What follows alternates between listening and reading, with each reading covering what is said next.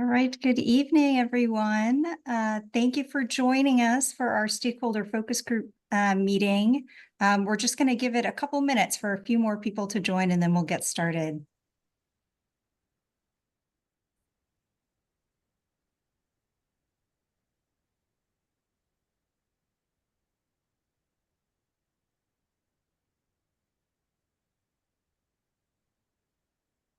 All right. Thank you once again for joining us this evening for the stakeholder focus group meeting for the City of San Jose's SB 9 Objective Design Standards project. As you're joining us, if you'd like to go ahead and put your name and your business or organization name or the area of expertise that you have into the chat as we're awaiting more folks, that would be great.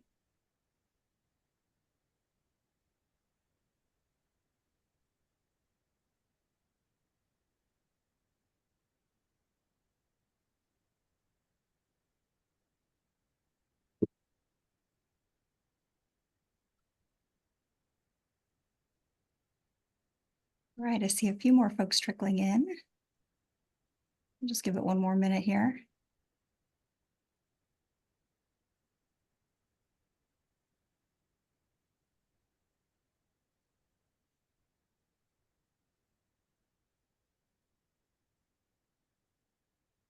Right, Aparna, are we expecting anyone else, or should we go ahead and get started? I think we could get started. Okay. Thank you. Okay, great. All right, so once again, good evening, and thank you for joining us for our stakeholder focus group meeting. So before we get started, I'll just go over a few reminders on how to participate in the meeting today. Scott, if you wanted to go to the next slide. There we go. So please mute when you're not speaking. You can use the raise hand icon if you would like to speak. If you're joining us by phone, you can press *9 to raise your hand. I don't see any phone-only participants, but if you need to switch to your phone, you can go ahead and press *9. Also, we are recording this meeting to help us take notes and capture your input tonight. And so with that, I'm going to turn it over to Martina. All right. Hello, everybody. I just want to welcome everyone to this evening and quickly introduce the team. So again, I just want to thank you all for spending your time here with us this evening. We're really hoping to get some valuable input. We're going to talk about looking at allowing SB 9 type development, so potentially duplexes or subdivisions on properties on our historic resources inventory that are single family or two-family zoned. And so we really want your input early on in the process. And we'll go through a lot of background and have a short presentation. And then most of this meeting, we do plan on just kind of having a discussion with you to hear your thoughts, ideas, concerns, top priorities, et cetera. So we've got joining us from the San Jose team, myself, I'm a division manager for citywide planning, Aparna and Rena, who are on our ordinance team and leading up this project from that standpoint. And we're also joined by Dana, our historic preservation officer. And then we have our team, Laura, Trina, and Scott from ACOM. They are a consultant helping us out with this project. So they'll be doing the presentation and leading a lot of the discussion, and then we'll be jumping in. So I'm very much looking forward to it. And again, thank you for your time tonight. Okay, well, I think that's me. Again, thanks all for your time. I appreciate you joining us. As far as our agenda, we're looking forward to hearing some of the knowledge that you all have to share with us today, working in this part of the industry and your involvement in this part of the community. And for that reason, we'd like to spend most time hearing from you today. And today, I also should highlight that this is an intro to the project and one where we would like to focus on historic development standards in the city. And we're really seeking here to ground our standards creation in what you all are seeing on the ground, also viability and what you value in historic development as professionals in this area and as members of the community. So of the talking or I will do today, it will be to provide context on the project for those folks that are joining us for the first time. And in short, we'll cover the city's project goals and overview just to give you an idea of what this is all about.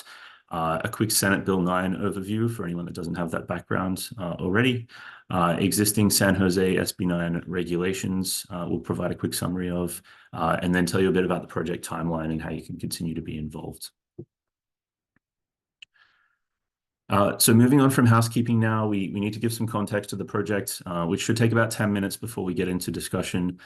Given this group has some sort of existing knowledge in different areas of this, and particularly in the historic realm, I'll go through this quite quickly. For anyone joining us for the second time, I appreciate your patience as we get others up to speed on some of the project context here that you may remember from a previous meeting as well. But let's jump into this. So the city's SB 9 goals, as far as what the city is seeking to do here, they're seeking to achieve a number of goals related to SB 9. Firstly, that is keep in line with California state law, and that includes providing standards that are objective, and by objective we mean verifiable and measurable, which is a state requirement. They're also seeking to implement policies of the 2040 General Plan and update current regulations to reflect the city's vision. Applying standards consistently for infill projects in the R1 zone, but they also are interested in extending this to zones that might accommodate similar infill type development like R2, and that's something we'll talk about in the coming slides. Also providing clear development standards, specifications, performance approaches, graphics, and representations to aid with public understanding of the process and what is feasible within development sites. So just to give you a brief overview of SB 9's application, it was designed by the state to apply to single-family residential uses, and in San Jose, that's the R1 zone. As an additional layer to that, the city's council has asked staff to investigate expanding SB 9 type development provisions beyond the R1 with consideration of the R2 zone, and also looking into how SB 9 might be sensitively undertaken in historic districts and on sites with historic resources. So just to elaborate a little bit on that city council direction, staff were asked to look at allowing SB 9 type projects in the city's historic districts and historic resources. The council added a few points there as well, which are important to note. And in doing so, the council asked staff to ensure regulations disallow demolition of contributing or individually significant structures. Also, when structures in historic districts are being split into 2 or more units, ensure that applicants are directed to follow the city's policy guidelines that are called Your Old House, which is the historic guidelines to ensure minimal impact to the external structure. Additionally, they asked that city staff ensure that SB 9 implementation for R2 properties with a structure built before 1950 can move forward with a clear discretionary historic review process in place. So just to give you some background on the project that AECOM and the city staff are working on in collaboration. Specifically, we're creating a baseline through mapping analysis and case study type exercises to help us understand the baseline circumstances in the city that we're balancing and building off of. Part of that analysis is shown on the right here, which is just a basic map showing all the R1 and R2 zoned lots in the city that the project has the potential to apply to. Also, we're assisting the city with community engagement, and part of that effort is this meeting, and there's some others planned in the coming months, which we'll tell you about as well. The substance of the project is creating objective SB 9 standards for the city to implement in R1 zones. And then there is the secondary piece of that, which is creating objective SB 9 standards that the city can consider for use in the R2 zones and also in relation to historic districts and historic resources.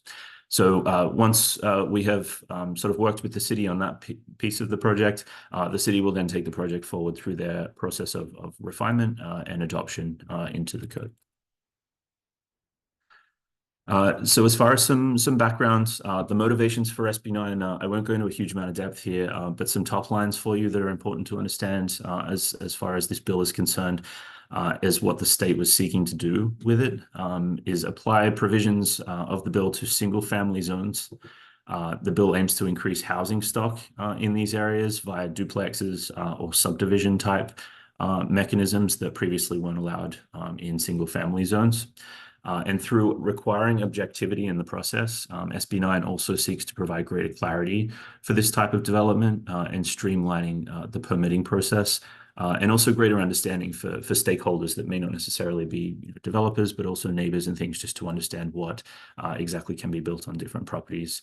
So creating standards that respond to this intent, that the city can implement, is a large part of what this project we're here to talk to you about today is about. So there's also some exclusions that are quite broad that are built into the state's SB9 bill. And those classifications would generally restrict broader development potential, also including sites with such classifications as wetland, hazardous waste, very high fire hazard type categorizations, and the like. Again, I won't go into a huge amount of depth on these, but if a site has one of those classifications, it's possible it can't use SB9. There is some detail to that again we will not go into today. Just to speak to a bit to the city's historic district context, given this is a historic district themed discussion, the city has 20 different historic districts with different types of categorization, which you can see summarized here. The substance or the amount of those sites that exist within the historic districts throughout the city that are also zoned R1 and R2 is about 2,300 different sites, all of which exist in a historic district. And that's out of about 150,000 total sites that are zoned R1 and R2. And just to add to that, historic resources, there's about 2,567 sites with a historic resource designation in the city that are also zoned R1 and R2. And again, that's out of about 150,000 R1 and R2 zoned sites across the city. So again, some more of the substance of what SB9 allows or would allow on some of these sites under the project. SB9 allows up to 4 dwellings on a unit on a site, sorry, and it does that through 2 mechanisms for development. One mechanism is 2-unit developments, or you might know those as duplexes. And the second mechanism is urban lot splits. And you could utilize under SB9 both of those mechanisms if a site meets the generally size criteria and some other criteria as well. So just to elaborate on those 2 mechanisms a little, 2-unit developments allow 2 dwellings. They can be either detached or attached in a duplex formation.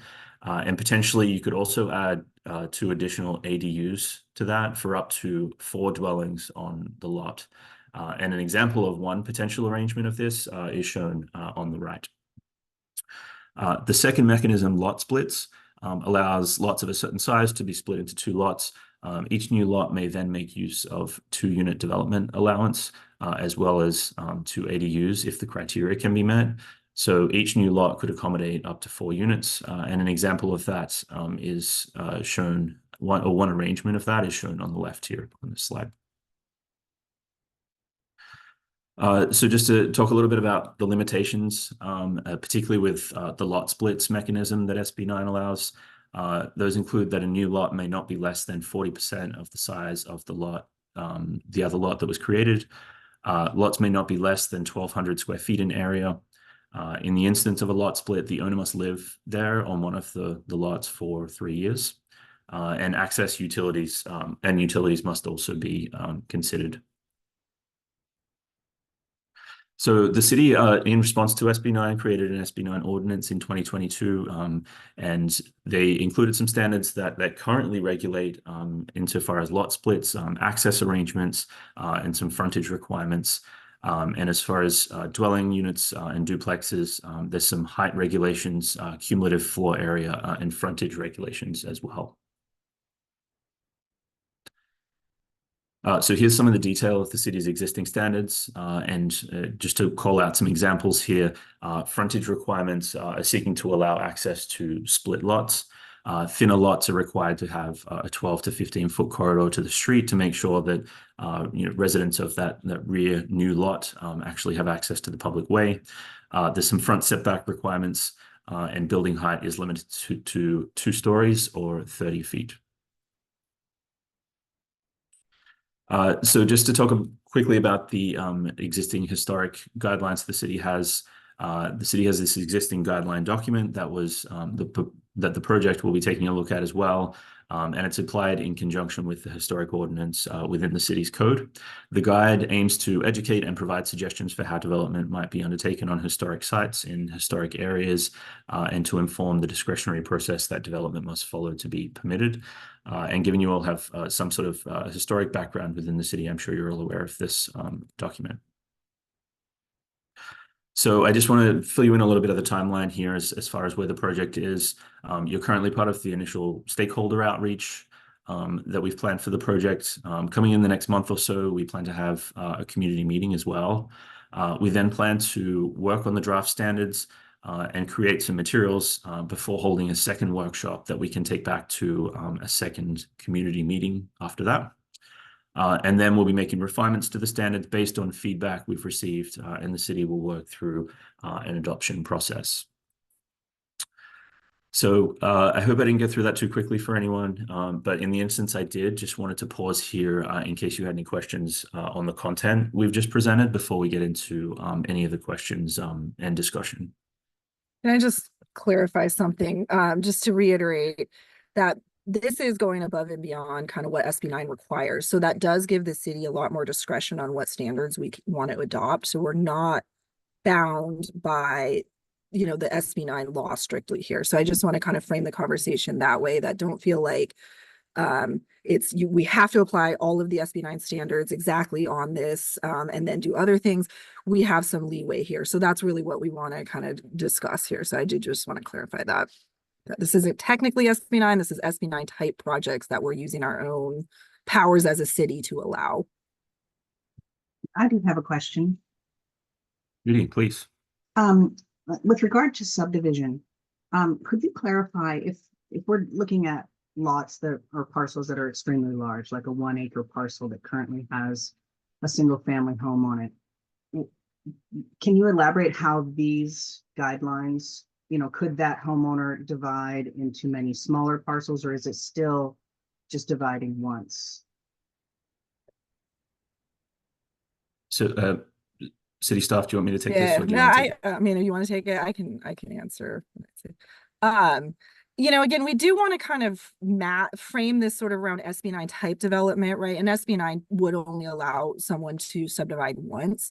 Okay. So I think theoretically, yeah, we could allow more subdivisions if we really wanted to, but I do think that kind of starts diverging from the scope a bit of kind of trying to frame it around, you know, just saying, hey, like if you can do SB 9 on non-historic properties, is there something similar you can do on historic properties, taking into account the historic context? So I guess the answer is technically, I guess we could allow that, but I think that would probably go above and beyond our scope. And we're really more looking at sort of a one lot subdivision. Okay, good. Thank you.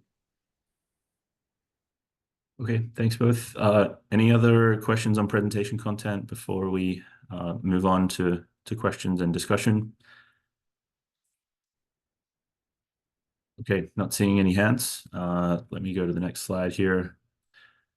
So what we have here is basically just some prompting questions, and this will take sort of two themes. So the first one here is just some basic questions on you know, how we develop the standards, what you as professionals in this area consider to be of importance that we definitely need to consider, things like that. And then the second slide is focusing more on process associated with historic permitting. So, I mean, to focus on what's in front of you now, which is the just some basic questions on your take on what is important and what we should be considering in the development of historic standards. You know, to speak to question one, just to sort of frame, I guess, a circumstance there of if you were involved in a historic property, whether you were the owner, a designer, a developer, a neighbor, anything like that, what would be your primary considerations, concerns, if a project was trying to implement SB 9 type development, including additional units or subdivision?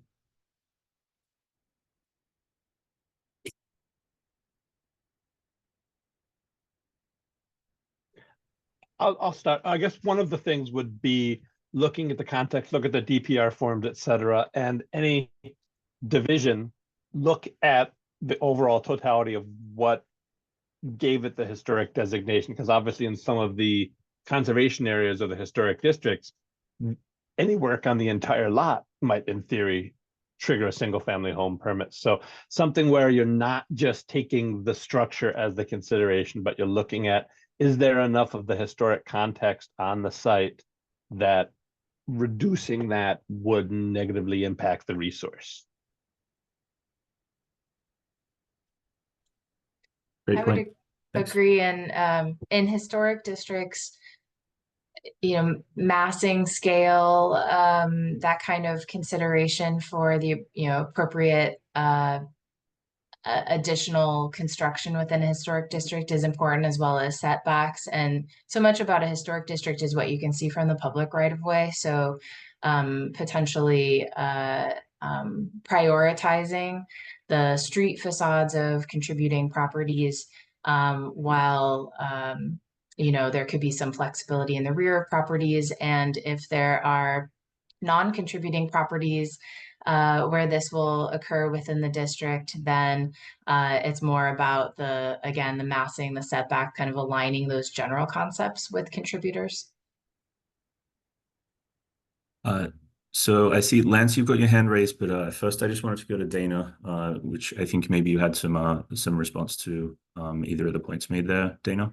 Oh, I actually just have a question. So how do we differentiate work between what requires a historic preservation permit and then what's SB9? Like, I'm just not sure how when we would require an HP permit and when we wouldn't, and how that's supposed to interface if it's in a district. I can kind of crack at that. I mean, I don't think it's been in our plan, unless you guys tell us otherwise, to amend the historic preservation ordinance to say get rid of that process for city landmarks. I mean, if kind of through the outreach and analyzing it, we feel like, wow, we can come up with some standards that would work, and we can kind of not have that process. Maybe we could look at doing that. But I mean, again, just to reiterate that these aren't strictly these are not SB9 projects technically, right? They're SB9 type projects. So it's trying to create as much sort of parity with what you can do in a single family home that's has a designation versus what you can do on one that does not. But because it's not technically SB9, we have the ability to require a different permit process. They won't be technically SB9 projects. Does that answer your question? And I mean, our next slides are kind of, what do you guys, what does this group think on process, right? What is important, keeping our existing processes? Do we think there's room for changes? So that'll be kind of their next slide too, because again, we have some leeway here. Lance, thanks for being patient. Yeah, so I'm the co-chair of the Hensley Historic District Neighborhood Association. And I know that at least for our neighborhood, there are some federal design guidelines in addition to state guidelines. And I think the city would already do this, but I think it's important to emphasize that any development, especially street facing, as was mentioned earlier, is compliant with those federal and state historic guidelines.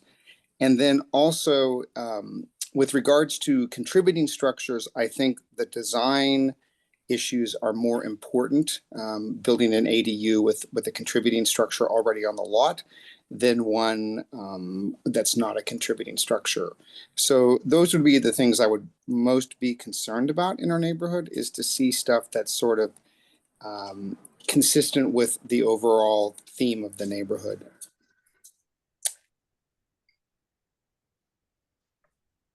That's very helpful. Thanks, Lance. Ben, I see you got your hand up as well. Okay, thanks. Yeah, I think I want to take like a half a step back, and I appreciate the spirit of the question. In terms of maybe my main concern as a preservation advocate / planner is really understanding the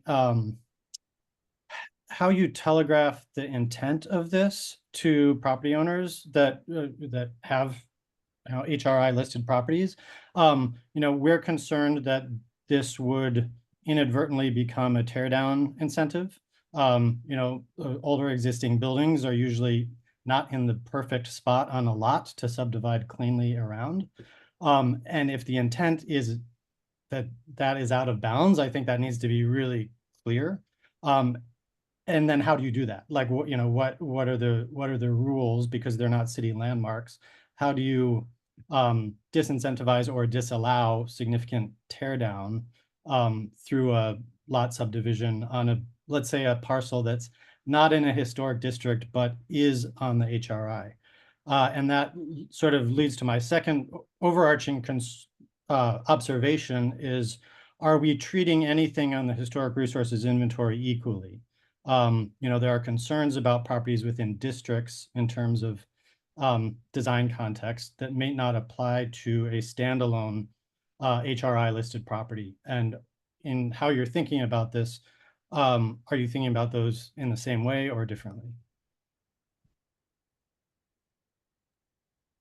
Yeah, I mean, I'll tackle kind of both of those. I definitely think we, for CEQA reasons, we do have to think of them differently. So yeah, I mean, we're really early on in the process. So that is good feedback for us, right? Like, should we be considering them differently? I would say yes. And again, we have to.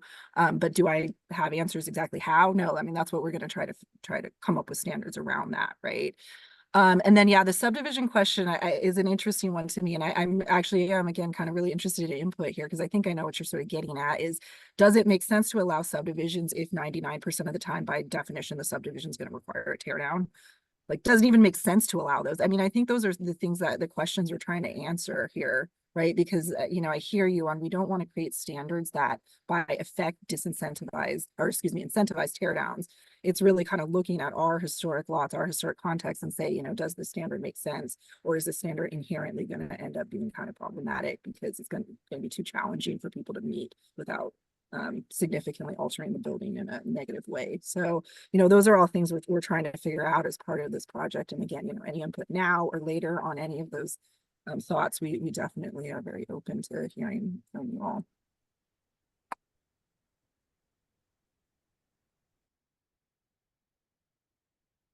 Okay, any other thoughts? I don't see any hands up now, so please, anyone, feel free to chime in. I'd just like to kind of bump. I think Dana's comment was an excellent one, in that we're trying to incentivize and encourage additional housing stock, but don't want to undercut the process by which the resources are treated appropriately. So I think kind of the advantage of this kind of being a voluntary process is we don't have to, some of the by right things don't have to be by right in this instance. We're trying to find a middle ground between a lot of the by right SB 9 things and what is currently allowed on historic. So it's a sweet spot that'll be difficult to find, but I think that's an excellent point to have emphasized, that look, any of this, these are voluntary things that we're putting in, so we don't have to feel pressured into accepting by right instances that might have a deleterious effect on a resource. So I think that's both important and a wise starting point.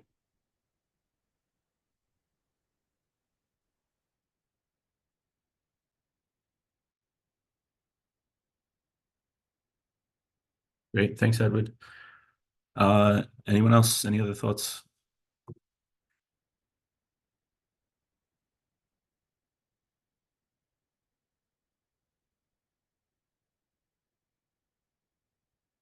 Okay. City staff, anything to add here? I don't want to move on the process too prematurely. Just want to make sure if you didn't have any burning questions on this topic before we move on. Yeah, I actually am kind of curious if anyone has any thoughts on this. The council definitely kind of gave us direction to frame a lot of this around the year-old house design guidelines, which, at this point are what, the 20 years old. I think they're based on the Secretary's standards, right? So in that sense, I think they're not as aged as some of our other design standards and guidelines. But I am curious if anyone has, experience implementing those, if there's anything you think is is dated that doesn't work out of those standards that we maybe want to reconsider at this point for this, or if there's anything you know, in there that jumps out at you as like, oh no, you know what, if you just kind of base this largely on your old house, you're probably going to be okay. Curious if anyone has any thoughts on those standards, especially if you have any kind of experience with them. If not, that's okay. I was just wanted to take the opportunity to ask how people feel about them, because I do think they're going to kind of be a large basis of kind of our starting off point for looking at standards. So any concerns or issues with them, it's a good time to let us know. I just have a question again. I'm getting confused because so much of our laws are, you know, thou shalt do this and there's no discretion. So I'm getting confused because if we use your old house guidelines, they're discretionary. So, and I understand that this is we're doing this as discretionary, but are we supposed to have bright line guidelines that we would need to revise the your old house guidelines, or pick out certain things where they're standards rather than, is that what we would do? Or I'm just confused I because think if we apply those, they all say may, you know, so I'm just not sure how it's supposed to work. I mean, I think that's what we're trying to figure out right now, right? Is do we just kind of keep existing process, let them get a single family house permits type thing and just do as existing? You know, I definitely would say the goal is to try to see if we can create somewhere, you know, more clarity, and, you know, maybe there are some standards that are a shall instead of a should. You know, and we're going to kind of try to look at that. You know, we want to simplify the process. We want to leave as least uncertainty as possible, but at the same time, not undercutting our review and understanding that, you know, historic resources to a certain extent, you know, you do need to look at the context, you need to look at the resource. So how to balance that is what we're trying to figure out as part of that. But if it's for housing, I mean, I didn't think we were allowed to adopt new guidelines that weren't standards.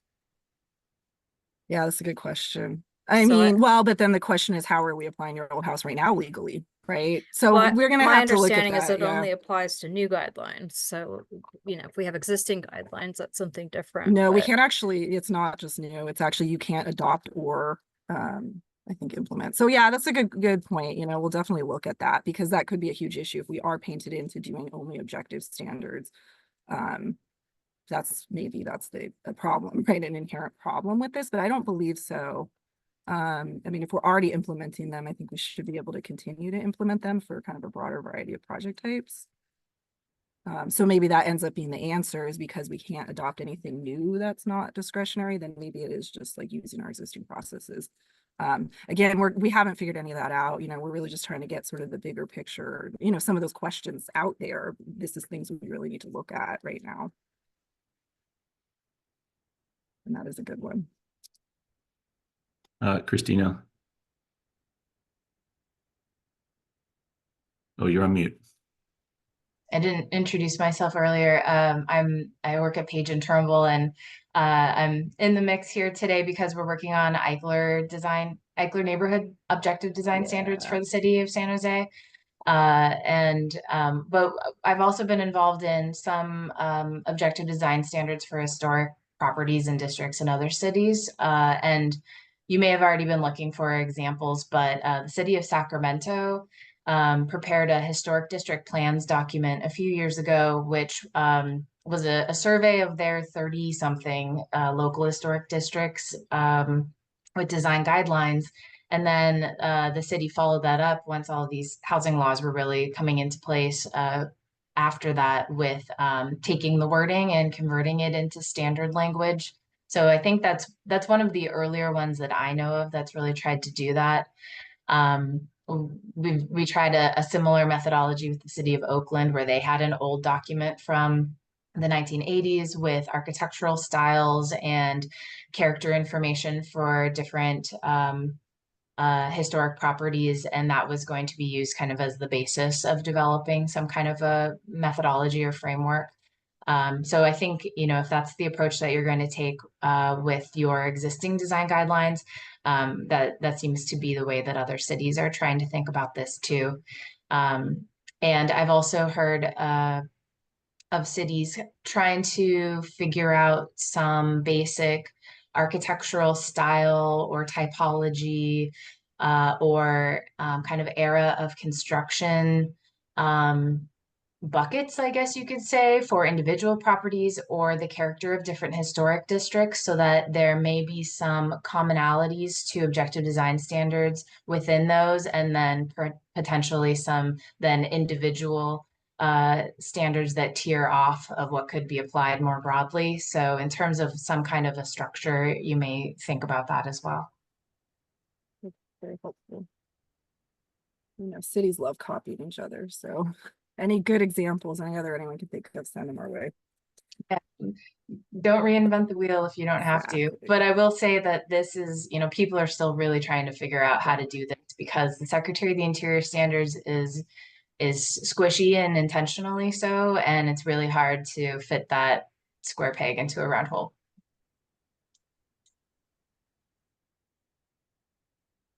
Great, thanks, Christina. Anything else on this slide before we move on to process? Nope. Okay.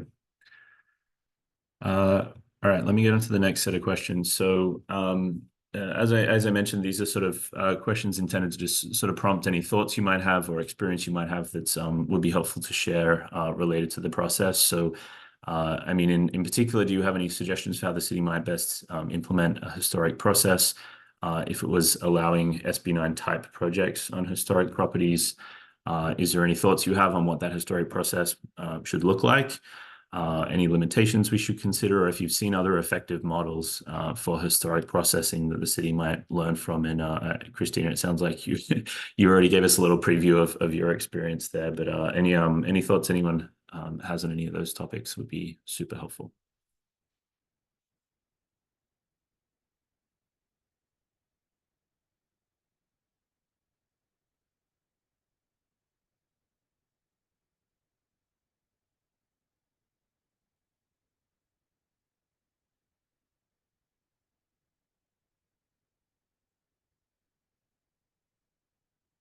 Nope.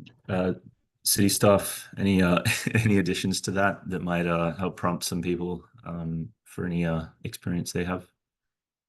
Oh, Ben, please. All right, well, sorry, it's not a comment, it's another question. Apologies in advance, but could you speak a little bit about how you're thinking this potential discretionary review of properties built before 1950 would look like?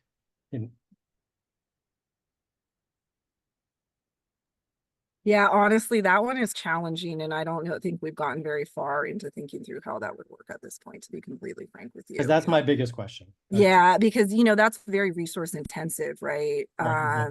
You know, what do we send every single report to Dana? Dana's going to get really overwhelmed really quickly, right? So that's when I don't have good answers on.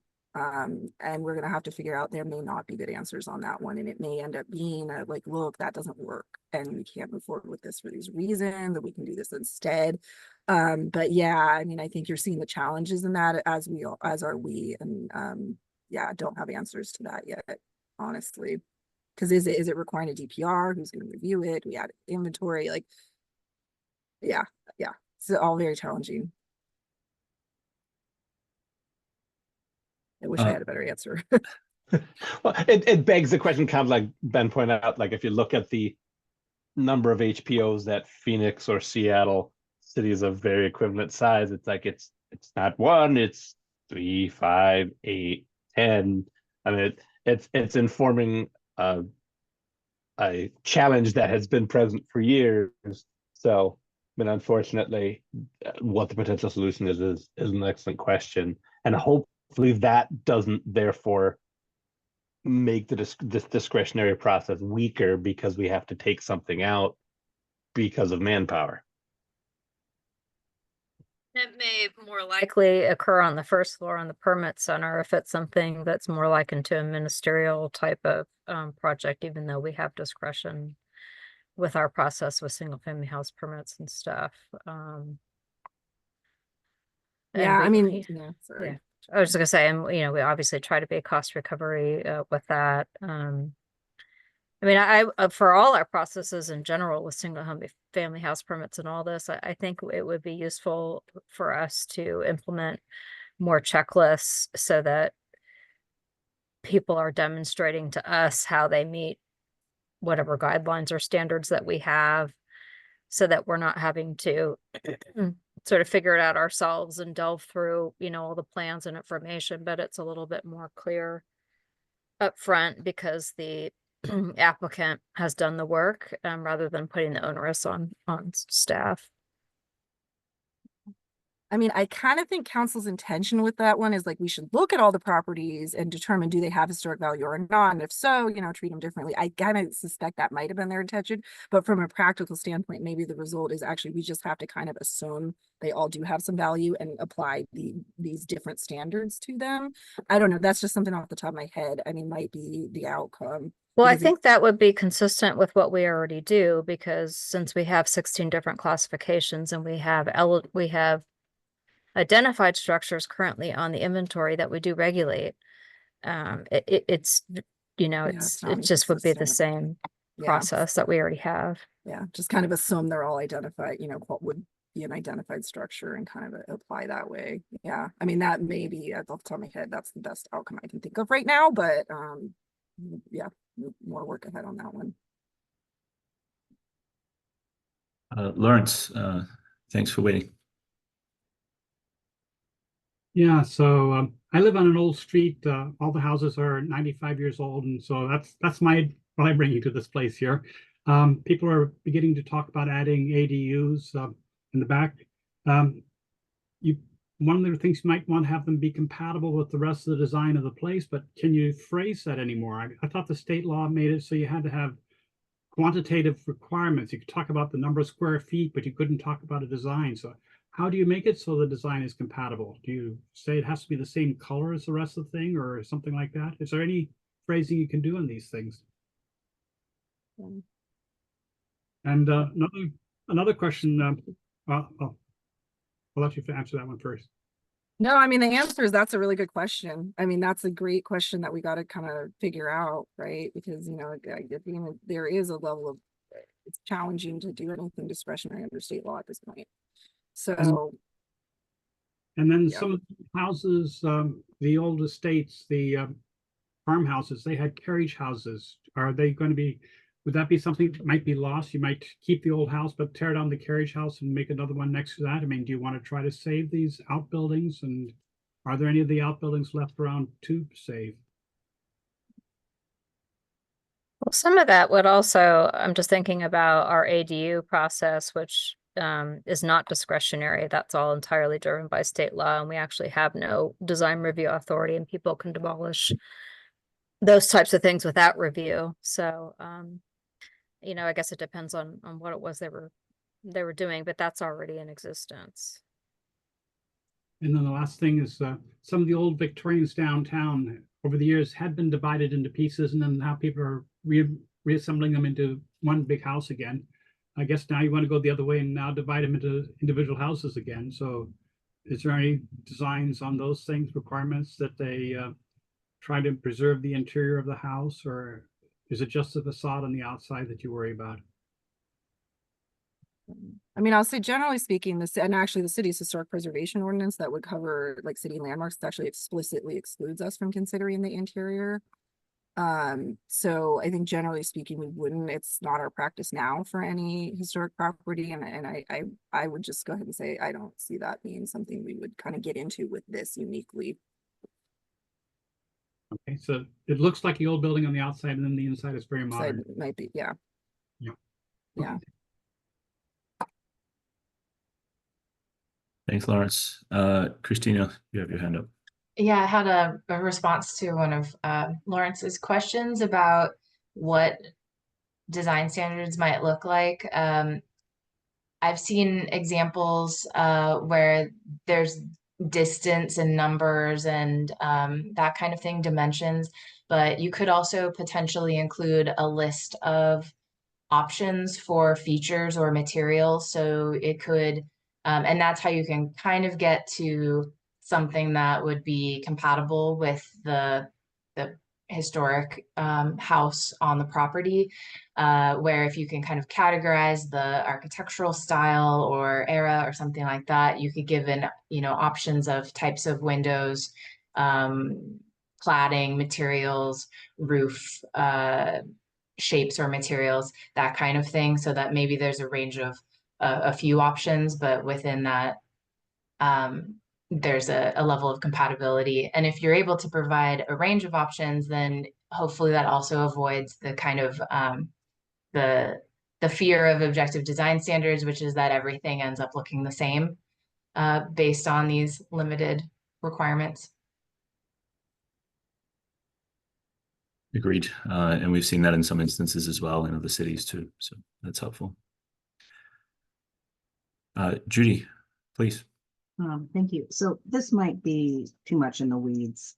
This is my first experience to this topic. But I live next door to a house that was torn down and replaced with one of these big, 3,000 square foot homes. And what used to be a single wide driveway to a garage in the back has been replaced with a 2-car wide driveway apron to the driveway and the garage in the front of the house. And so this impacts street parking, because where there used to be space for 2 cars to park in front of that parcel, now there's room for only 1. And so is this the effect of these types of things and the trade-off of parking on the parcel versus on the street? Does that come into this process?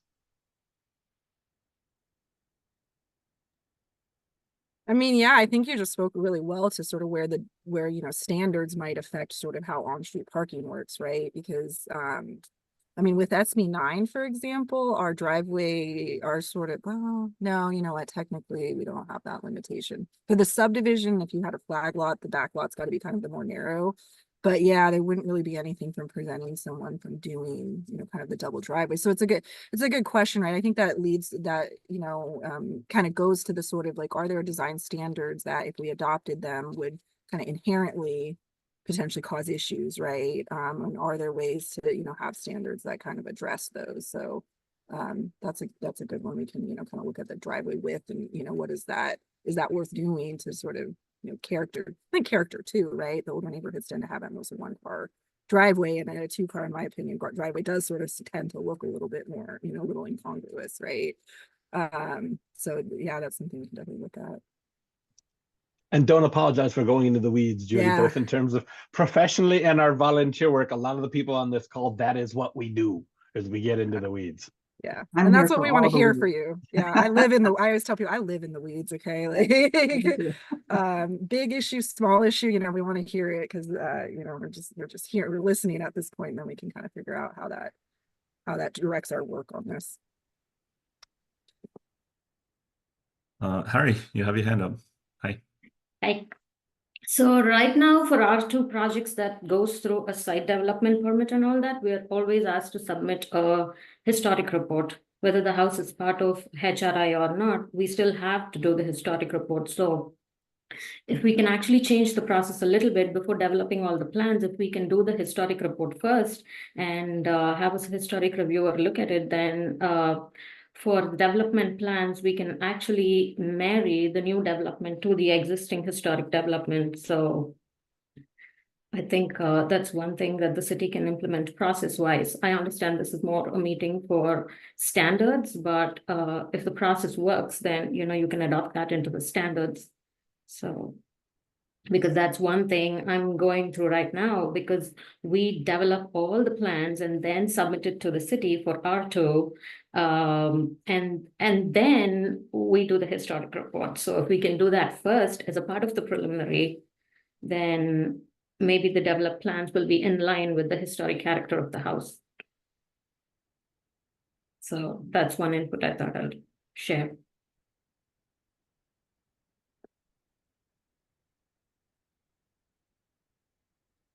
Thank you, good input.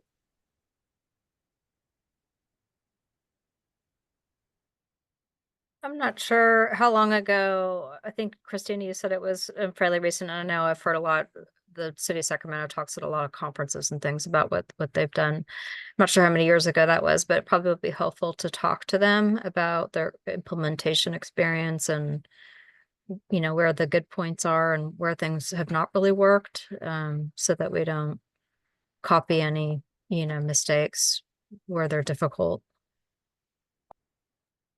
Think that their historic district plans that prepared the design guidelines for their historic districts was around 2019, and it looks like the standards may have been 2020. I can So I that can should be share a enough couple time links. probably for them to have some experience with it. Yeah, I don't know how much they're dealing with SB9 or subdivision of properties. So their design standards cover a lot of different alteration scenarios, including infill. But it'd certainly be worth chatting with. I'd recommend in terms of the historic resource issues, talking with Sean DeCourcy. And I know City of Fremont is also looking at objective design standards, specifically for residential properties. I think some that are maybe larger, that were potentially former agricultural properties that have a little house on it still, and may be subject to retaining that one historic building and then adding additional units, multi-unit residential on those. So it's kind of a variation maybe of what you're considering doing here.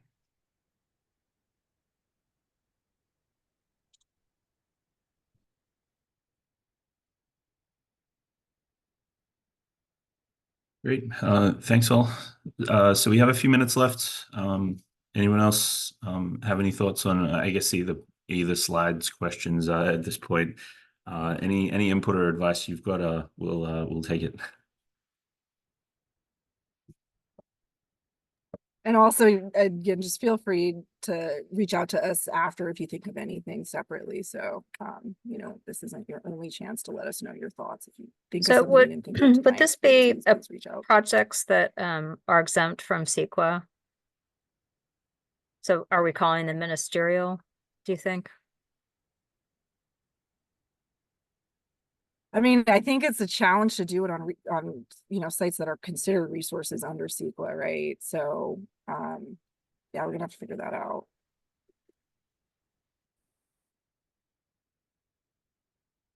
Lawrence, I saw your hand up go up first. And I just want to say, I appreciate that you are trying to do this, and I want you to continue to try to do that. It adds character to the city. I mean, my section of town, there are a few old farmhouses that are kind of interspersed with the 1920s houses. They're much appreciated. A block or two away, there's a small store that was facing Cherry Avenue, and they preserved that, and that adds character to the area. So it's not just all boring suburbs. So I appreciate the effort to try to do this. So carry on. Thank you. Thank you, Larry. And I know what store you're talking about on Cherry. Yeah. Judy, please. I don't know if it was Tina or Dana who had talked about developing like a checklist. And I certainly think that the more you can do to push onto the applicant things that take off of the city's workload and desk. So if you can set them up with a framework to provide you with more things in the format you need and in the order you need, and also give them, you know, some sort of a flow chart that explains, you know, if this, go this direction, and if that, go that direction. How much can you guide them to provide you with a better application or a more streamlined or easier to process application? I'm fully on board with that kind of work. Agreed. An excellent example. The city recently kind of changed the formatting and cleaned up the content of the ADU universal checklist, and compare with the previous one in showing to the clients actually one in the Hanchett and Hester Park Conservation Area. It's much clearer and is a good source of detailed information about what is required, as compared to kind of the previous one, which it led to a lot more questions. So updating the checklist like that and getting as much information out there early in the process, I think will reduce frustration for those that are potentially looking And I mean, it's consistent with what the city's been doing. I mean, the premise of the urban villages was one overarching document for X amount of land to simplify the process. So I think here we're trying to do the same thing so it doesn't end up being kind of a parcel by parcel process and challenge and potentially legal challenges. If I could just add to my prior comment, there's also phases of a project, right? There's when the homeowner is considering this kind of work without having hired an architect or contractor. And so thinking about what information do you provide for people at different points in the commitment process, right, to a project.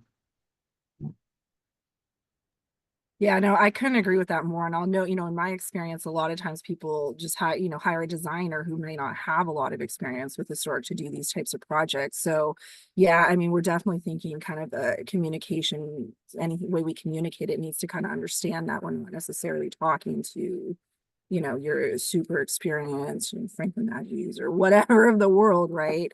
We're talking to someone hired, Joe's design service, and they kind of need to help to understand up front what to do. And then, yeah, I really like that point about, homeowners start imagining their project before they hire someone. And it's easier if you kind of, imagine it around the rules, then you kind of come up with something and then we have to tell you, you can't do that. It's always a lot more frustrating for everybody. So really good points.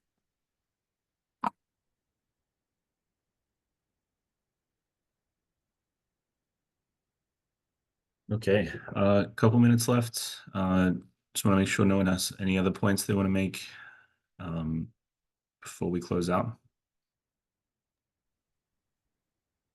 I would like to just add that we welcome your comments. Please email us, call us while we move through this process. We do have a community meeting coming up, and we do hope that you'll be able to participate in that meeting. As Martina indicated, this cannot be a SB9 process. It has to be SB9 light process because we may not be able to meet all of the requirements as such in terms of the ministerial process.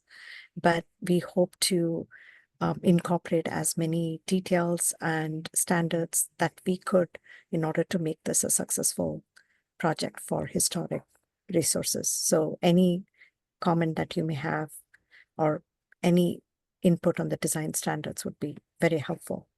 Thank you. Thank you for your participation. Is there a website? And timeline? As far as the SB9 process goes, we are going to be completing the initial set of standards by mid-fall, and but the council hearing is going to be deferred until about spring of 2025. That's when we might have the clearance and the approval. And when's the community meeting? I don't think we have it scheduled yet. Yeah, and it's expected to be sometime mid September. Do we have the website up and permit for this yet? We do have a website. Yeah. We do have a link. It's a preliminary link, and we can send out to the stakeholders who attended the meeting today. But please expect to hear back from us regarding the notifications for the community meeting. The first one would be in August, and that would be a generic meeting. But the second one in September would be more to discuss the design standards. And we should. I'm sorry, is there a plan to have a review before the Historic Landmarks Commission or not? I think we need to talk to you about that potentially. We may have to I think follow that's up after we probably- are done with this Yeah. initial, Yeah. kind of outreach and in preliminary development of standards. So we'll revert back at that point. I think we're definitely open to that. So we need to have a conversation with you about it for sure. And if we Okay. were to amend Title 13, the Historic Preservation Officer ordinance, which I don't think we will be doing, but if we were to, then we would for sure have to refer that through the commission. But yeah, let's talk to them. Yeah, I understand. It'd just be courtesy. Yeah. But since it does involve properties in the inventory, it's probably, Yeah. yeah. Well within their purview. So Great. Okay. Well, again, thanks all for your time. Really appreciate your input.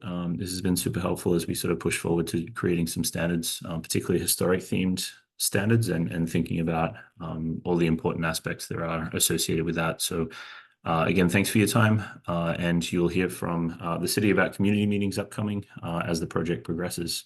But in the meantime, have a great night and thanks again. Thank you. Thank you.